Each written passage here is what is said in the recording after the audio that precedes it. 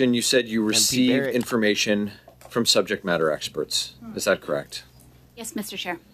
So you insert the information from the subject matter experts. You are not the subject matter expert. Is that correct? That is correct, Mr. Chair.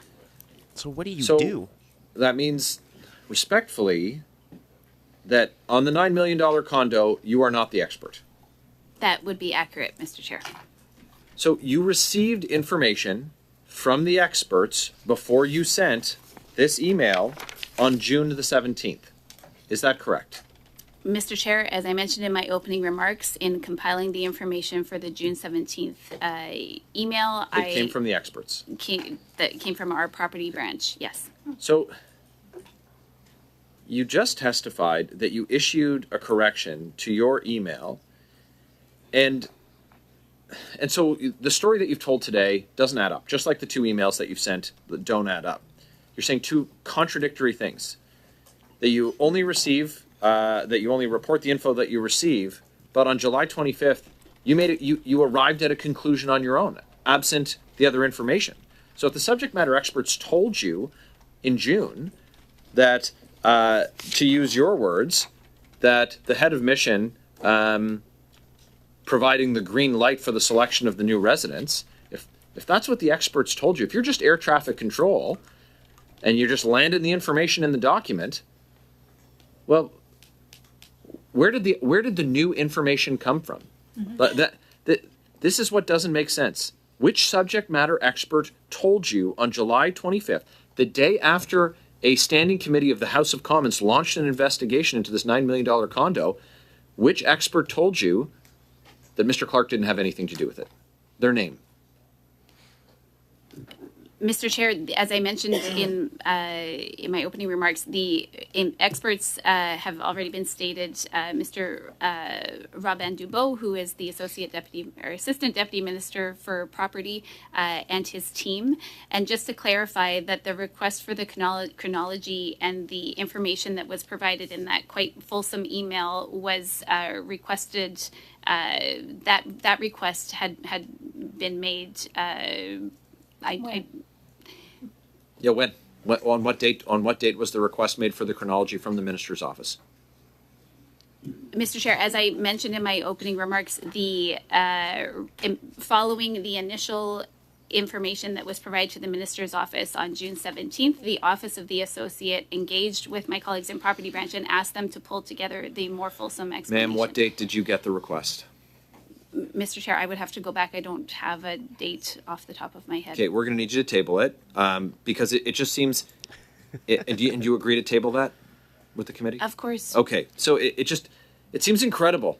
Like, what a coincidence that you get the information from the experts and then you circulate that in the department, and a correction is issued only after just a happenstance conversation with the minister's office. And suddenly the head of mission is no longer giving the green light. Like that simply does not add up. It's absolutely not believable. And in the absence of proof, of proof of what you're saying, it appears that you're misleading us today. Because we have your own words. We have your own words making the assertion that the green light was given by the head of mission, by Tom Clark, to buy a $9 million condo. After the Treasury Board changed the rules to allow for purchases of less than $10 million without cabinet approval. It's like this perfect puzzle was put together, and the only interruption was a standing committee started an investigation, and suddenly a correction needs to be made. Does that sound believable to you? Does this presentation of facts sound believable to you?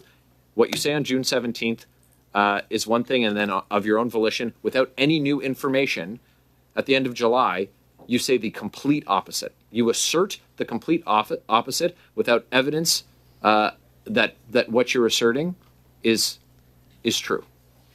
Mr. Chair, It would be inaccurate to say that there was no new information presented. As I have said from the outset, the email provided on June 17th was very much an initial overview, not intended to capture everything and focus specifically on the sale. From an overview perspective, you said Tom Clark gave the green light, and you only changed your story after an investigation was launched. That's the bottom line. You finished this time. Mr. Brock, you are correct. You had your hand up. I apologize. We're not voting on it yet. You're up on Mrs. Kusi's motion. Thank you, Chair. I apologize that I arrived literally at the tail end of this particular important meeting, but I am familiar with the evidence from Ms. Nicholson. Thank you for your attendance. I just want to reiterate the extreme importance regarding the content of my colleague Ms. Kusi's motion. This saga seems to create different layers of complexity, finger pointing, denials, mistruths, exaggerations of the truth. It's hard for this committee to determine who is telling the truth, and I understand the evidence we've heard today from Ms. Nicholson is she wants to assign herself full responsibility for attributing input directly from Mr. Clark in the acquisition of this $9 million condominium on Billionaires Row. I find that really hard to believe, given the explicit language used. This wasn't a typo scenario. It was very, very specific that Mr. Clark did have his hands all over the acquisition of this particular unit.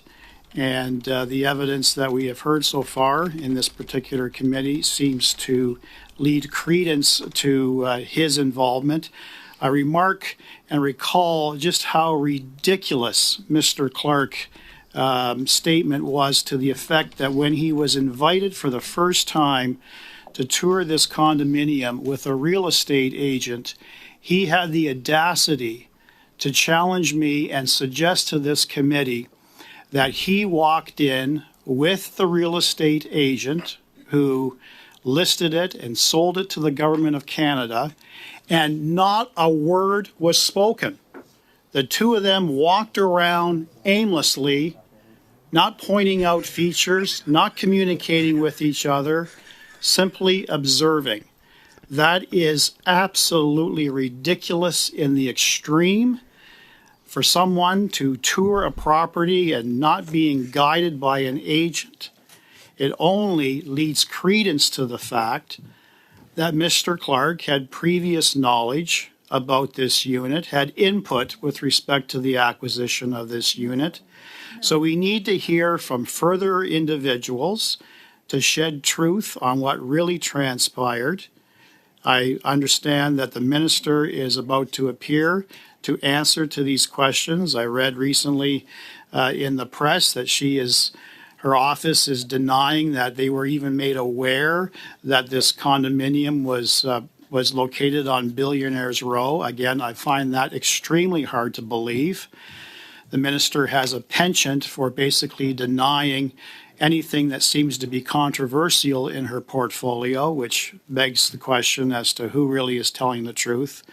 So for all of those reasons, Mr. Chair, having more witnesses coming to this committee to shed more light on the process and the acquisition of this most extravagant condominium on Billionaires Row is something that Canadians want a clear answer on at a time when we have millions of Canadians lining up at food banks, at a time when we have millions of Canadians unable to make a down payment to purchase a home, when we have millions of Canadians defaulting on mortgages, when we have all kinds of people never even thinking about acquiring the Canadian dream of home ownership, and we have Justin Trudeau awarding a buddy of his from the media, Tom Clark, of a $9 million condominium at a time when we have a number of major crises in this country.